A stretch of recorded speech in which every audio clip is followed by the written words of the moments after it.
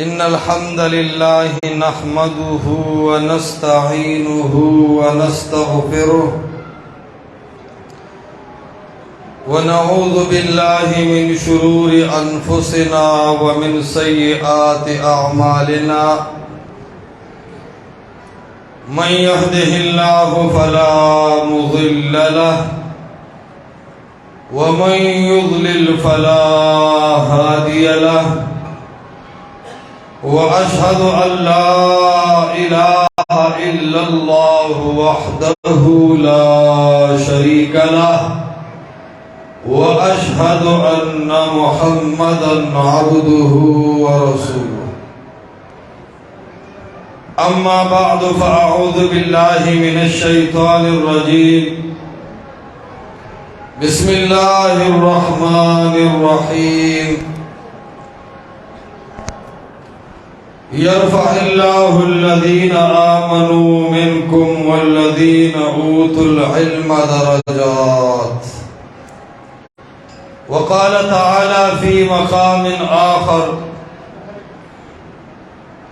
لقد جئناكم بالحق ولكن أكثركم للحق كارهون وقال في مقام آخر لا يأتيه الباطل من بين يديه ولا من خلفه تنزيل من حكيم حميد وقال قائدنا الأعظم رسول الله صلى الله عليه وسلم الناس معادن كمعادن الذهب والفضة خيارهم في الجاهلية خيارهم في الإسلام إذا فقهوا رواه مسلم أو كما قال رسول الله صلى الله عليه وسلم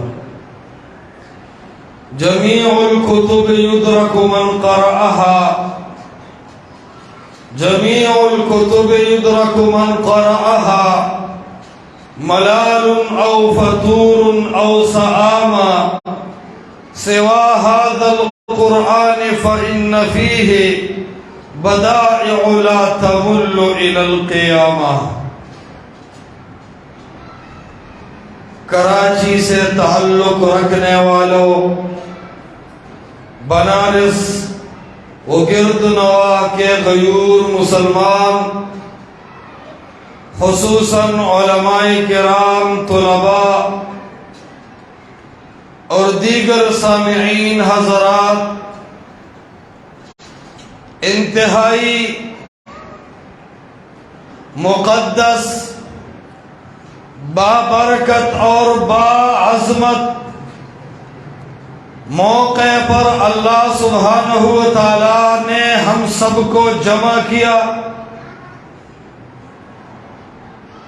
اور اس سے بابرکت مجلس کیا ہوگی جس مجلس کا تعلق اللہ کے کتاب اور محمد الرسول اللہ صلی اللہ علیہ وسلم کے احادیث سے ہو۔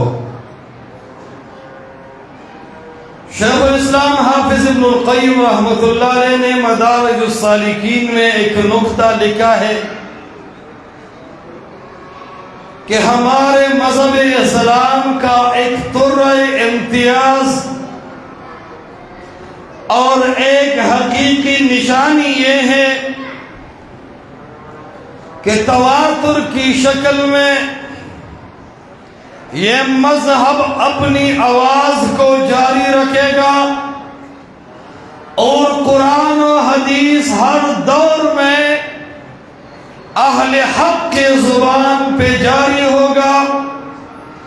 اے کراچی والوں، اس بات کو اطمینان کے ساتھ تسلیم کرو، ہم نے بہت مطالعہ اور تحقیق کے بعد اس بات کو ظاہر کیا ہے اگر اس 14ویں صدی میں خالص اللہ کا کتاب اور محمد رسول اللہ صلی اللہ علیہ وسلم کی احادیث کو بیان کر رہا ہے تو الحمدللہ وہ جماعت اہل الحدیث ہے جو قرآن و حدیث کو مضبوطی سے تھامے رکھ کر لوگوں کی اصلاح کر رہے ہیں. اور یہ انتہائی خوشی کی بات ہے کہ ہمارا نصاب، ہمارا منہج قرآن و حدیث ہے. اس میں کوئی شک نہیں کہ اس پاکستان یا دنیا میں ہزاروں آوازیں گونج رہی ہے. کسی کی آواز میں ابو منصور ماتوریدی کی صدائیں بلند ہو رہی ہے. بعض آوازوں میں آپ اکابر پرستی کی باتیں سنتے رہو گے. بعض لوگ اپنی تنظیموں اور جماعتوں اور جھنڈوں کی طرف لوگوں کو بلا رہے ہیں. اے بنارس کے لوگوں، کان کھول کے سن لینا، اہل الحدیث کی دعوت کسی جماعت کی طرف نہیں، کسی پیر و فقیر کی طرف نہیں، کسی پارٹی کی طرف نہیں، کسی کتب کی طرف نہیں. ہم دعوت دے رہے ہیں لوگوں کو قرآن و سنت کی طرف. یہ ہمارا اور لوگوں کے درمیان تھوڑی امتیاز ہے. اور یہ بات بھی یاد رکھنا کہ یہ قرآن و حدیث ماننا یہ ہر مسلمان مرد و عورت کی ذمہ داری ہے. اللہ سبحانہ و تعالیٰ نے اس دنیا میں مختصر وقت کے لیے ہم کو پیدا کیا ہے اور دنیا کی یہ نعمتیں ہمارے اوپر برس رہی ہیں. لیکن اس میں مرکزی نقطہ یہ ہے کہ اے دنیا والوں، ان نعمتوں پر دھوکہ نہ کھاؤ، اپنی آخرت کی فکر کرو.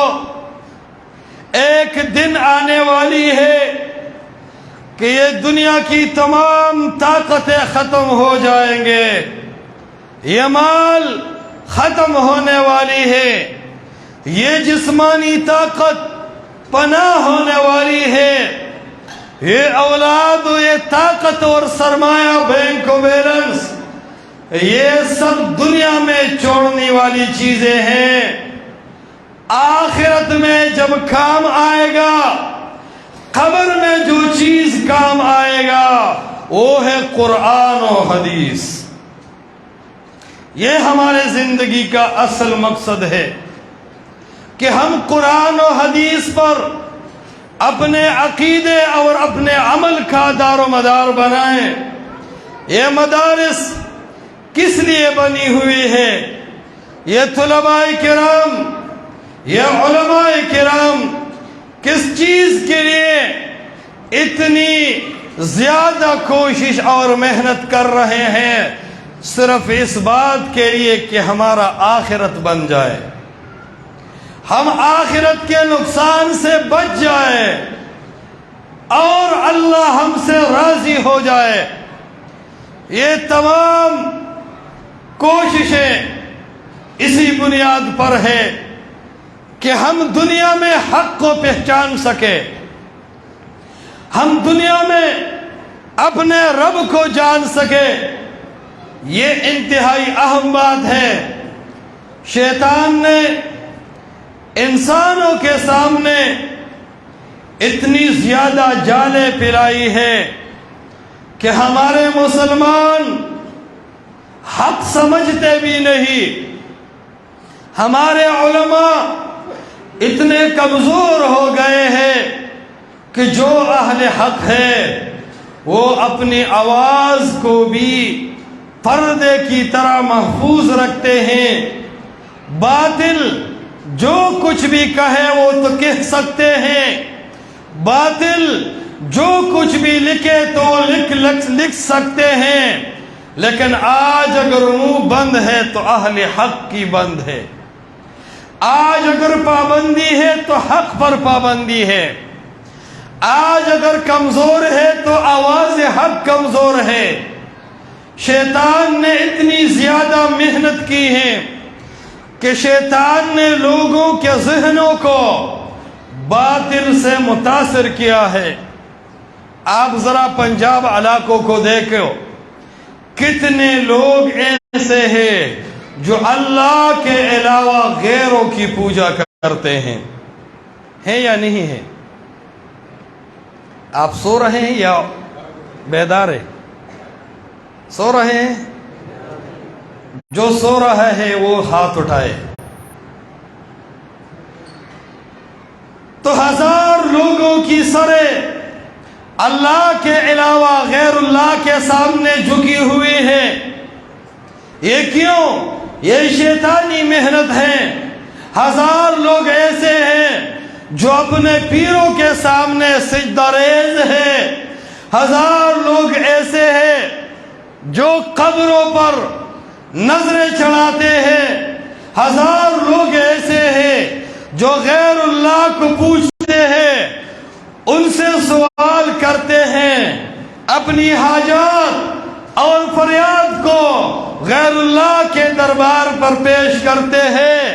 یہ شیطانی جا رہے ہیں. اے لوگو، اس دنیا میں سب سے پہلی مرتبہ یہ ہے کہ اپنے رب کو جانے. اللہ لا الہ الا ہو، اللہ وہ ذات ہے لا الہ الا ہو، کہ کوئی الہ اس اللہ کے سوا نہیں. لا الہ لا الہ. علماء سمجھتے ہیں نکرہ تحت النفی جب آئے تو منطقی حضرات اس کو سالم و کلیہ سے تعبیر کرتے ہیں. لا الہ الا ہو، اللہ کے علاوہ کوئی حاجت روا نہیں، اللہ کے علاوہ کوئی مشکل کشا نہیں، اللہ کے علاوہ کوئی بیٹھیاں دینے والا نہیں، اللہ کے علاوہ کوئی عزت و ذلت کا مالک نہیں. اگر عزت و ذلت کا مالک ہے، اگر انسانوں کی پکار سننے والا ہے، تو وہ صرف اور صرف کون ہے؟ ذرا آہستہ بولو یار، کون ہے؟ سب بولو، کون ہے؟ شوق سے بولو، کون ہے؟ اللہ ہے. یہ مسلمان کا لازمی عقیدہ ہے کہ وہ اللہ کو ایک مانے اور کسی کو بھی اللہ کے ساتھ شریک نہ کرے. یہ لازمی چیز ہے. اس دنیا میں اس عقیدے پر محنت کرنا ہوگا کہ ہمارا حاجت روا اور ہمارا مشکل کشا صرف اور صرف ایک اللہ ہے. اور یہ عقیدہ الحمدللہ میں پورے یقین کے ساتھ کہتا ہوں، اگر عقیدہ توحید کو امانت داری کے ساتھ لوگوں کے سامنے بیان کرتے ہیں تو الحمدللہ یہ اہل الحدیث علماء ہیں جو پوری امانت کے ساتھ اللہ کی توحید کا پیغام لوگوں کے سامنے بیان کرتا ہے. بھائیوں، اس دنیا میں حق جاننے کے لیے، حق پہچاننے کے لیے اپنے اندر صلاحیت پیدا کرنا ہوگا. کچھ تلاش، کچھ جستجو کرنی ہوگی، کیونکہ اس دنیا میں شیطان نے بھی اپنی کوشش کی ہے. کسی کو اس بات پر توجہ دیا ہے کہ آپ قبر پرستی کو اپنا شعار بنائیں، تو ہزار لوگ ایسے ہیں کہ وہ قبر کی پوجا کر رہے ہیں اور اپنی آخرت کو ہلاک و تباہ کر رہے ہیں. بعض لوگ تو ایسے ہیں کہ وہ اکابر پرستی کی مرض میں مبتلا ہے. وہ قرآن و حدیث کے مقابلے میں اکابر کے اقوال کو مقدم کرتے ہیں اور قرآن و حدیث کا مقابلہ کر کے اپنی آخرت کو تباہ کر رہے ہیں۔ بعض لوگ جھنڈوں اور تنظیموں سے متاثر ہو کر قرآن و حدیث کو چھوڑتے ہیں، اپنے امام کے لیے اور اپنے لوگوں کے لیے یہ تعویلیں کرتے ہیں قرآن و حدیث میں اور حق سے منہ پھیرتے ہیں، یہ بھی اپنی آخرت کو تباہ کر رہے ہیں۔ لہذا علماء، طلباء، عوام اس بات کو نظر انداز رکھے کہ کبھی اس دنیا میں شیطان کے جال میں ہم نہ پھنسے، کبھی قرآن و حدیث کے مقابلے میں ہم اکابر پرستی کے شکار نہ ہو جائے، کبھی قرآن و حدیث کے مقابلے میں ہم قبر پرستی کے شکار نہ بن جائے۔ بھائیو، حق پہچاننے کے لیے اور حق جاننے کے لیے ضروری ہے کہ ہم قرآن و حدیث کا مطالعہ کریں۔ میں نے خود اس دور کو دیکھا ہے کہ ہم کہتے تھے وہ کچھ ہوگا جو شیخ عبد القادر جیلانی چاہے گا، یہ ہمارا عقیدہ تھا۔ اللہ سبحانہ و تعالیٰ نے اپنی فضل کے ذریعے ہم کو اس گمراہ عقیدے سے نکال کر قرآن و حدیث کے عقیدے سے منور کیا، یہ اللہ کا فضل کریم عظیم ہے۔ اور کبھی کبھی ہم کہتے تھے الیاذ باللہ کہ یہ قرآن و حدیث تو ناقص ہے، امام کے بغیر، مجتہد کے بغیر، کسی امام کے بغیر یہ کس طرح کامل ہو سکتا ہے۔ ہزار گمراہیوں میں ہم پھنسے تھے، لیکن ابتدا سے میرے اندر اس بات کی پوری کوشش اور تمنا تھی کہ میں حق تک پہنچ سکوں۔ ہر دور میں نے جب دلیل سنی ہے تو میں نے دلیل کا مقابلہ نہیں کیا، بلکہ میں دلیل کے سامنے سر خم تسلیم ہوا۔ اور یہ سب سے بہترین چیز ہے، اگر ہمارے علماء نے ضد چھوڑ دیا، حسد چھوڑ دیا اور انانیت چھوڑ دیا تو اللہ کی قسم سب علماء اس بات پر مطمئن ہو گئے کہ اہل الحدیث کا پیغام حق کا پیغام ہے، اور اہل الحدیث وہ لوگ ہیں جو لوگوں تک قرآن و حدیث کا پیغام پہنچاتے ہیں، اس میں کوئی شک نہیں۔ لیکن یا تو شیطان نے ہمارے آنکھوں پر پردہ ڈال دیا ہے، اور یا ہم نے تعصب کے چشمے لگائے ہیں اور ہم حق کا مقابلہ کر رہے ہیں۔ اگر ہم نے ضد چھوڑ دیا تو الحمدللہ قرآن و حدیث کا یہ پیغام، یہ انتہائی کامل پیغام ہے، اس میں ہمارا بھلائی ہے، اس پر ہم کامیاب ہو سکتے ہیں۔ اللہ سبحانہ و تعالیٰ نے قرآن میں اس مضمون کی طرف اشارہ کی ہے، فرمایا مَن يُطِعِ اللَّهَ وَرَسُولَهُ فَقَدْ فَازَ فَوْزًا عَظِيمًا، جس نے اللہ اور اس کی رسول کی اطاعت کی، فَقَدْ فَازَ فَوْزًا عَظِيمًا، تو کامیاب ہو گیا عظیم کامیابی پر۔ تو میں عرض یہ کر رہا تھا کہ قرآن و حدیث، اس میں ہمارا نجات ہے۔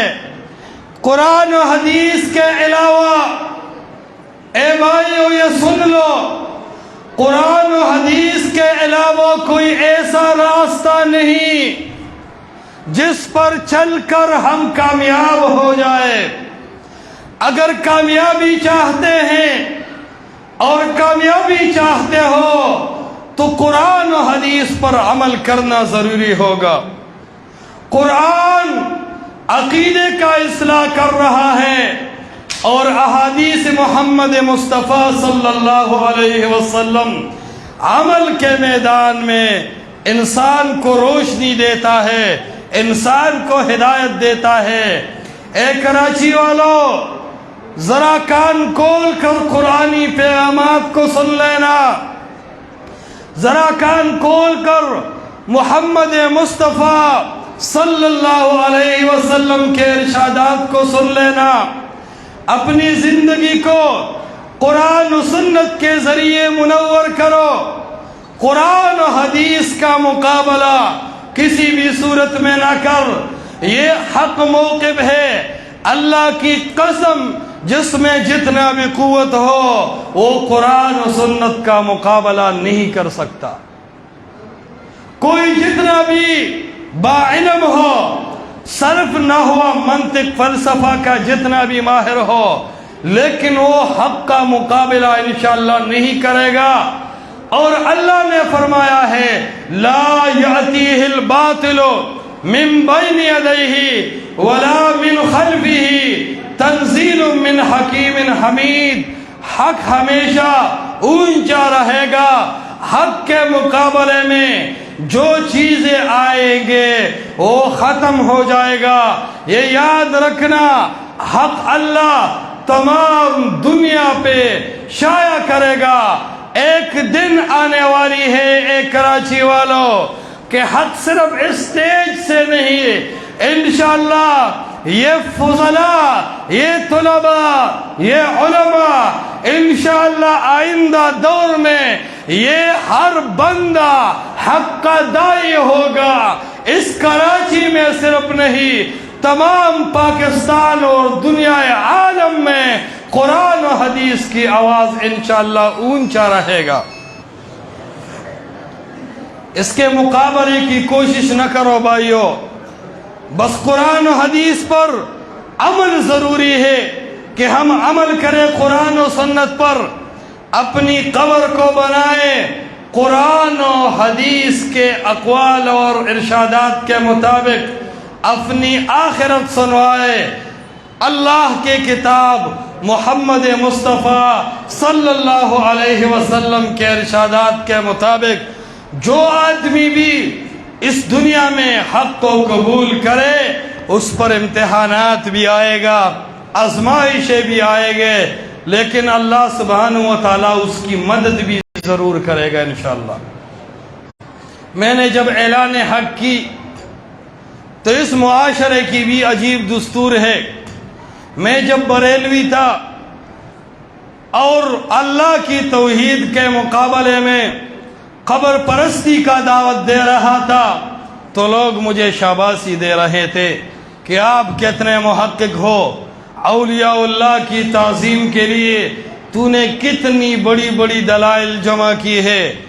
جب میں نے بریلویت چھوڑ دی اور دیوبندیت اختیار کی تو اس پر بھی لوگ بہت خوش ہو گئے کہ آپ بہت بڑے اکابر کے دامن میں آئے، آپ نے بہت بڑے بڑے اکابر کے ساتھ اپنا رشتہ بنا لیا۔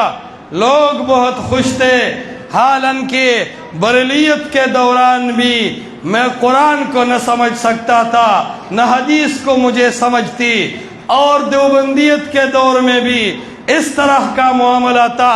پھر حیاتی مماتی کا اختلاف بن گیا۔ کچھ دور میں نے حیاتیوں کے ساتھ گزاری، وہ بھی سکون و مزوں کی زندگی تھی۔ مماتیوں کے ساتھ بھی میں نے زندگی گزاری، سہولیات تھی، دوست تھے، مال بھی زیادہ تھا، مدرسہ بھی تھا، ساتھی بھی تھے، تعظیم بھی تھا، ہر قسم کی تسلی بھی تھی۔ لیکن جب میں نے اپنے ساتھیوں کو کہا اے بھائیو، ہم تو اللہ نے تو ہم کو پیدا کیا ہے قرآن کی خدمت کے لیے، محمد مصطفیٰ کو بھیجا ہے اس لیے کہ ہم اس کی نقش قدم پہ چلیں۔ اے میرے بھائیو، مجھے جواب دو، میں نے تو زندگی کو اکابرین کی تعظیم میں گزاری، میں نے تو قبر پرستی میں زندگی گزاری، ہم نے تو بدعات کی، ہم نے تو شب برات کے روزوں کے لیے ہزار مصنوعی دلائل قرآن ہے، ابھی تک تو وہ بھی ہم کو نہیں ملا جو محمد مصطفیٰ کی احادیث ہے۔ اس پر معیار نہ بنائیں۔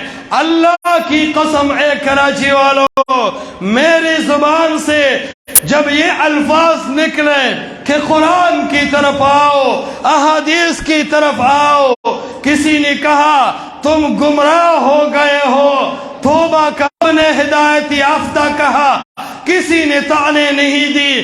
جب اکابر پرستی اور کتب پرستی کا نمبر تھا تو سب مجھے شاباش دے رہے تھے، اے لوگوں قرآن کو کیوں اتنا یتیم بنا لیا، اے لوگوں ہم نے محمد مصطفیٰ کی احادیث کو کیوں اتنا یتیم بنایا کہ اگر ہم قرآن کا نام لیں، اگر ہم محمد مصطفیٰ کی احادیث کا نام لیں تو ہم وہابی بنتے ہیں، ہم خارجی بنتے ہیں۔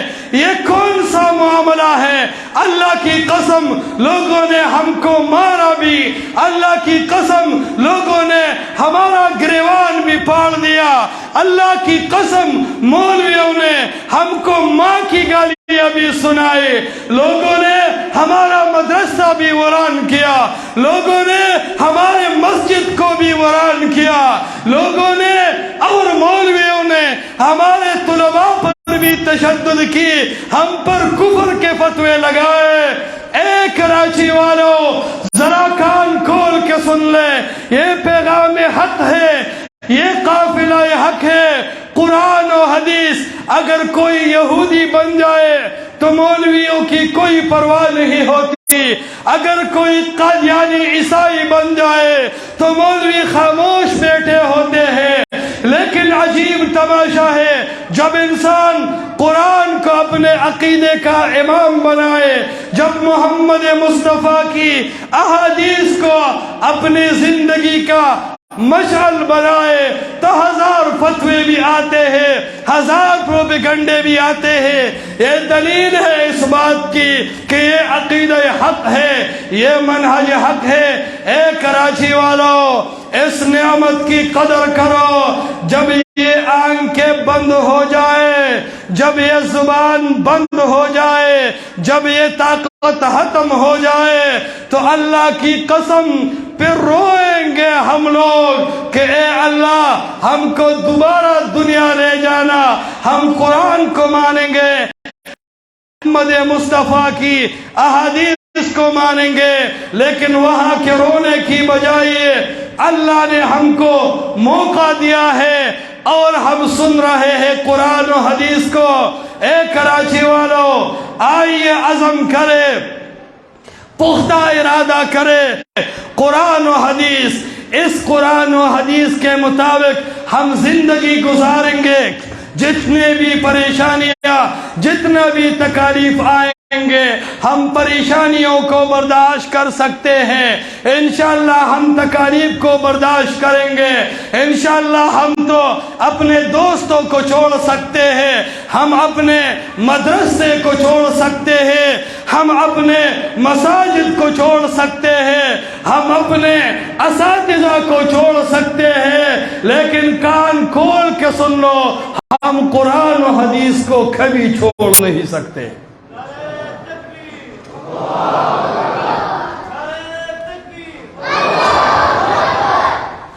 عرض یہ کر رہا تھا حضرات گرامی کہ یہ عقیدہ اللہ نے ہم کو نصیب کیا ہے۔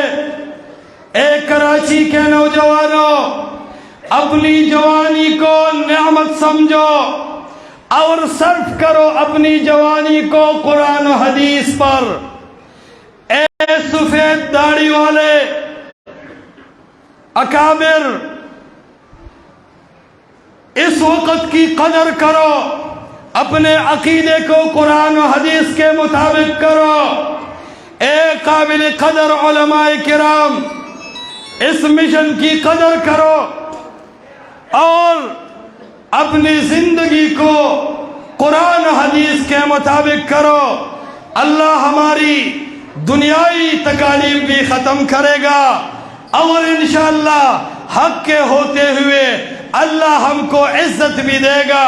ساتھیوں نے مجھے رسوا کیا، ساتھیوں نے مجھے بے عزت کیا، لیکن اہل الحدیث علماء کا مشکور ہو، ان اللہ نے مجھے اتنا عزت دیا کہ میرے دل کو ذرا بھی تکلیف نہ پہنچ سکی۔ الحمدللہ میں اس منہج حق سے مطمئن ہوں۔ آپ بھی اللہ کے اس گھر میں ہاتھ اٹھا کے وعدہ کر لینا، قرآن و حدیث کے منہج کے ساتھ قیامت تک اور موت تک انشاءاللہ متصل رہیں گے یا نہیں رہیں گے؟ انشاءاللہ شانہ بشانہ ایک آواز اور ایک قوت کے ہوتے ہوئے قرآن و حدیث کے ساتھ دوستی کریں گے یا نہیں کریں گے؟ ہاتھ اٹھا کے عزم کر لینا، نہار منہ انشاءاللہ یہ قرآن و حدیث کا پیغام بیان کرتے رہیں گے یا نہیں کرتے رہیں گے؟